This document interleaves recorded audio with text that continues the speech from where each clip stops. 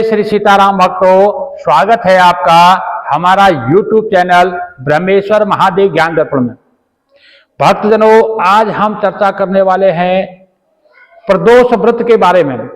मार्गशीर्ष मास के शुक्ल पक्ष में जो प्रदोष व्रत आता है वो कब पड़ेगा, उसका क्या महात्म्य है, उसका पूजा का समय क्या रहेगा, ये सब हम जानकारी देने वाले हैं। भक्तजनों, यदि आप हमारे चैनल पर नए हैं तो इसको सब्सक्राइब कर लीजिएगा। वीडियो आपको अच्छी लगे तो इसको लाइक कीजिए, ज्यादा से ज्यादा लोगों तक शेयर कीजिएगा। भक्तजनों, हर महीने में जो है 2 बार जो है प्रदोष का व्रत आता है।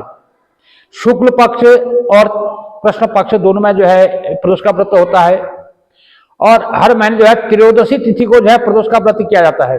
भगवान भोलेनाथ जी को जो है त्रयोदशी तिथि अति प्रिय है।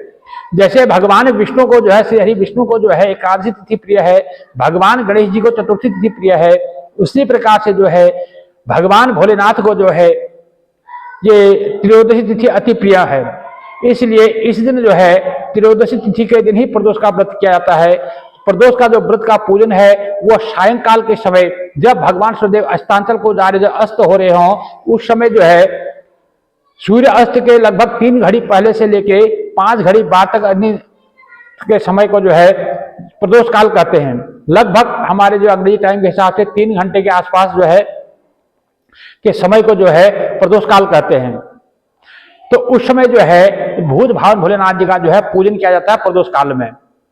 ये जो प्रदोष काल जो है ये जिस बार को पड़ता है, जिस बार को जो है त्रयोदशी तिथि पड़ती है उसी का प्रदोष व्रत कहलाता है। जैसे यदि सोमवार को त्रयोदशी तिथि पड़ रही है तो सोम प्रदोष व्रत, मंगलवार को त्रयोदशी तिथि पड़ी तो भौम प्रदोष व्रत, शनिवार को त्रयोदशी तिथि पड़ी तो शनि प्रदोष व्रत, शुक्रवार को पड़े तो शुक्र प्रदोष व्रत, इस तरह से इसको जाना जाता है।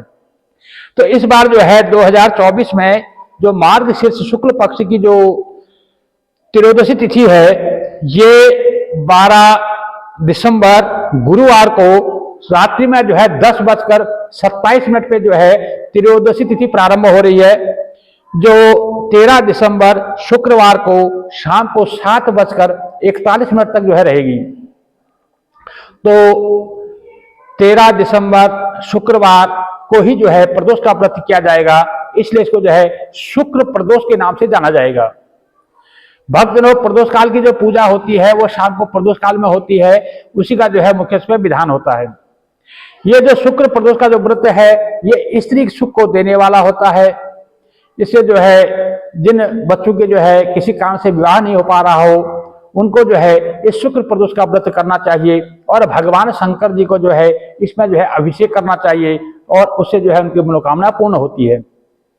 भक्तों, पूजन की विधि जो है जैसे मैं पहले बताता आया हूं कि एक दिन पहले यानी द्वादशी के दिन जो है हमें सात्विक आहार लेना होता है और ब्रह्मचर्य का पालन करना होता है। रात्रि को भूमि शयन करना होता है। प्रदोष के दिन सुबह प्रातः काल में ब्रह्म मुहूर्त में उठना है और स्नान के लिए जल है उसमें थोड़ा गंगा जल अथवा कोई भी पवित्र तीर्थों का जल हो वो मिश्रित कर लें, थोड़ा उसमें काले तिल डालें, उसे जो है इसमें स्नान करना है। उसके बाद स्नानादि से निवृत्त होकर के सबसे पहले भगवान सूर्यदेव को अर्घ्य देना है, सूर्यदेव को नमस्कार करना है, धरती को नमस्कार करना है। उसके बाद में जो भी अपने घर में बड़े बुजुर्ग हैं, माता पिता सास ससुर बड़े भाई इत्यादि जो भी हैं, उन सबको जो है नमस्कार करके उनसे जो है आज्ञा लेनी है। उनको बताना है कि आज मैं जो है प्रदोष का व्रत कर रहा हूँ या कर रही हूँ, अपना जो है शुभ आशीर्वाद हमें प्रदान करें। भक्तजनों, इस प्रकार से उनसे आज्ञा लेने के पश्चात जो आपके घर पूजा का स्थल है उस पूजा के स्थल में बैठ जाएं। अन्यथा अगर पूजा का स्थल कोई ऐसा बना हुआ नहीं है तो कहीं एकांत में जो है अपना एक चौकी का निर्माण कीजिए। चौकी में एक पीला वस्त्र बिछाइए, उसके ऊपर जो है भगवान भोलेनाथ जी का जो है सपरिवार कोई चित्र उस पर लगाइए। यदि लिंग रूप में भगवान है तो अति उत्तम है, नहीं तो जो है कोई चित्र है तो इसमें भगवान माता पार्वती, गणेश जी, कार्तिकेय जी, नंदी महाराज, जो उनका सपरिवार जो है चित्र हो, चित्र को वहां लगाइए। और सबसे पहले जो है घी का दीपक जला करके अपने गुरुदेव का जो है 1 मिनट का ध्यान कीजिए, गुरुदेव से मन ही मन आज्ञा लीजिए। उसके बाद जो गुरुदेव जिनकी प्रेरणा से आप इस व्रत को कर रहे हैं उनको नमस्कार कीजिए, उनसे आज्ञा लीजिए। उसके पश्चात अब जो है एक संकल्प आपको करना होता है, क्योंकि बिना संकल्प का कोई व्रत पूजा इत्यादि पूर्ण नहीं माना गया है। इसलिए एक संकल्प लेना है, उसमें अपना नाम, अपना गोत्र, वार, तिथि, समय, स्थान, ये सब बोलना होता है।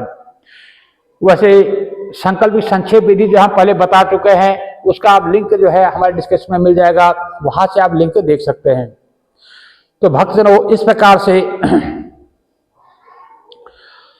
प्रकार से संकल्प करने के पश्चात भगवान को जो है आप अभिषेक कीजिए। यदि चित्र रूप में है तो उनको 3 चम्मच पानी डालिए, जैसे पाद्यम समर्पयामिनः और हस्तो अर्घ्यं समर्पयामिनः, मुखे आचमनं समर्पयामिनः, उस पर 3 चम्मच पानी डालिए। यदि आपके लिंग रूप में उनका अभिषेक कीजिए, उनको टीका लगा, चंदन लगाइए और बेलपत्र चढ़ाइए, अक्षर चढ़ाइए, काले तिल चढ़ाइए, माला इत्यादि पहनाइए, पुष्प, नाना सुगंधित पुष्पों से उनका पूजन कीजिए, फल फूल इत्यादि उनको चढ़ाइए, कुछ द्रव्य उनको चढ़ाइए। इस प्रकार से भगवान भोलेनाथ जी का पूजन करना चाहिए। इस समय जो है सुबह की जो पूजा है वो साधारण पूजा होती है, बाकी मुख्य पूजा जो होती है इनकी शाम को प्रदोष काल के समय ही होती है। इसके बाद जो भी आपके आसपास में जो शिव जी का कोई मंदिर हो, उस मंदिर में जो है आप घर से 1 लोटा जल लेकर के जाएं और जो है बिल्वपत्र, अक्षर, तिल इत्यादि लेकर के जाएं और भगवान भोलेनाथ जी को जो है 1 लोटा जल चढ़ाएं, काले तिल चढ़ाएं, अक्षर चढ़ाएं, बिल्वपत्र चढ़ाएं, पंचामृत स्नान कराएं और इस कराने के बाद हम आरती करके भगवान से आशीर्वाद प्राप्त करें। मंदिर जब आप घर से लोटा जल लेके जाते हैं, उसकी जो है संक्षेप विधि जो हम पहले बता चुके हैं कि घर से जो है आपको श्री शिवाय नमस्तुभ्यम बोलते हुए या शिवाय नमः बोलते हुए घर से निकलना है और उस लोटे के जल में जो है सभी सामग्री मिला करके आप भगवान को अर्पण करनी है। उसके बाद जैसे हम गृहस्थ जन है, हमें घर के सारे कार्य करने हैं, जैसे माता बहनों को, बच्चों को स्कूल भेजना होता है, पतिदेव को स्कूल भेजना होता है, कोई स्वयं जो है ऑफिस जाती हैं या जो भी कार्य होते हैं कार्य करने हैं। आप जो भी कार्य कीजिए अपने गृहस्थ के कार्य भी करने जरूरी है, साथ में जो है भगवान का नाम स्मरण करते रहें। जो भी आप कार्य करें उसको भगवान की सेवा मान करके, भगवान की आज्ञा मान करके उस कार्य को करें। उसके पश्चात जब सायंकाल का समय आए, यानी जब भगवान सूर्य अस्त होने को जा रहे हो, सूर्यास्त से लगभग 1 घंटा पहले अर्थात 4 बजे के आसपास जो है आप स्नानादि से निवृत्त होकर के, यदि आप घर पर पूजा कर रहे हैं तो घर में पूजा स्थल बैठ जाएं, नहीं तो आप जो मंदिर स्थान, जब मंदिर में जहाँ पूजा करने जाते हैं वहाँ मंदिर में आप पहुँच जाएं। घर से थाल सजा करके ले जाएं। थाल में जो है दूध, दही, शक्कर, शहद और घी, दीपक और जो भोग के लिए खीर अथवा को भी जो है दूध से बना हुआ कोई मिठाई इत्यादि जो है आप ले जा सकते हैं भोग के लिए। और बिल्वपत्र है, काले तिल है, अक्षत है, ये सारी सब थाली घर से सजा करके मंदिर में जाएं। मंदिर में जाकर के भगवान भोलेनाथ जी का जो है पहले उनको पानी से उनको स्नान कराएं, फिर दूध से, दही से उनको जो है अभिषेक करवाएं। अभिषेक करने के पश्चात उनको जो शुद्धोदक गंगा जल से शुद्ध स्नान करवाएं।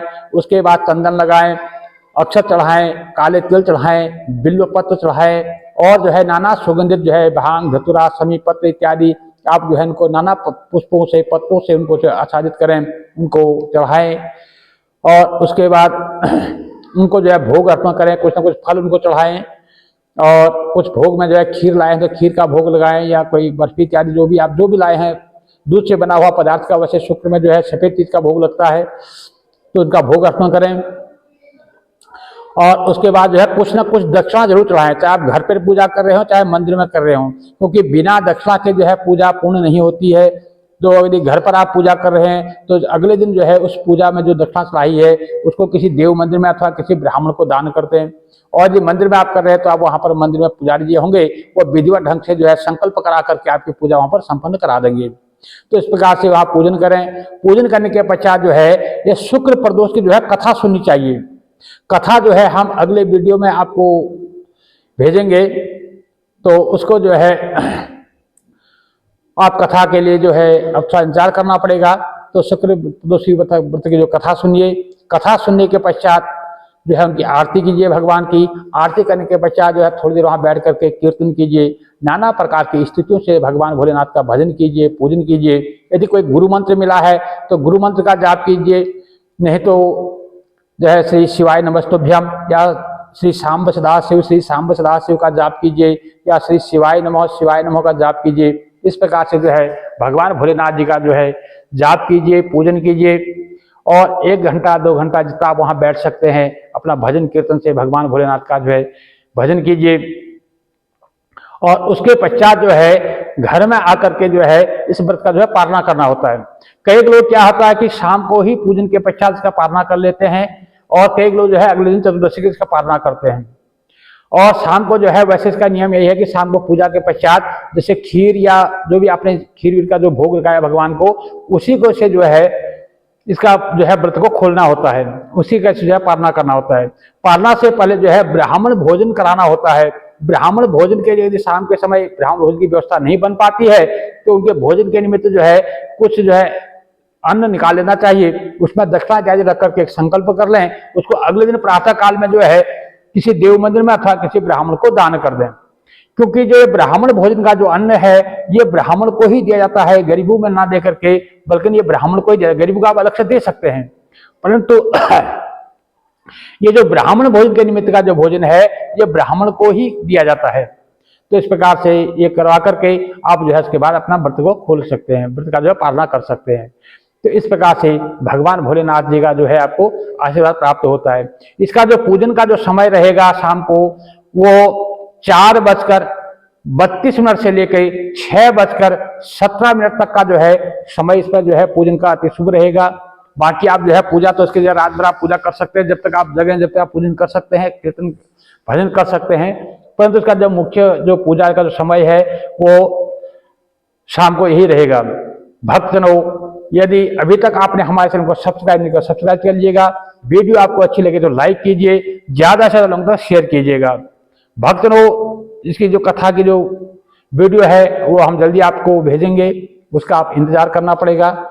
भक्तजनों, भगवान भोलेनाथ जी जो है आपको अपने चरणों की भक्ति प्रदान करें, आपकी मनोकामना पूर्ण करें। जय जय श्री सीताराम भक्तों।